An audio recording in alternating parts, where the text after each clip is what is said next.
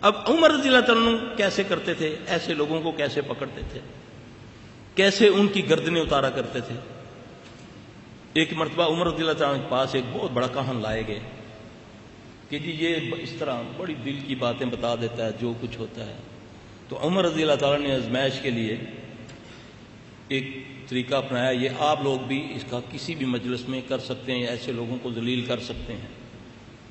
حضرت عمر رضی اللہ تعالیٰ نے ایسے اپنے ہاتھ کو پیچھے لے گئے، پیچھے کنکریاں اٹھائیں. اب وہ تو نہیں کنکریاں دیکھ رہا، گن کے اٹھا کر اس کو بولتے ہیں کہ بتاؤ اس میں کیا ہے. اس نے بولا اس میں کنکریاں ہیں. تو کہنے لگے کتنی ہیں؟ جتنی تھی انہوں نے بتا دی، گنی تو اتنی تھی. اب پھر حضرت عمر رضی اللہ عنہ پھر دوبارہ پیچھے ہاتھ دے کر گئے، پھر کنکریاں اٹھائیں، پھر اس کو گنا نہیں، اس کو گنا نہیں. پوچھا بولو کیا ہے؟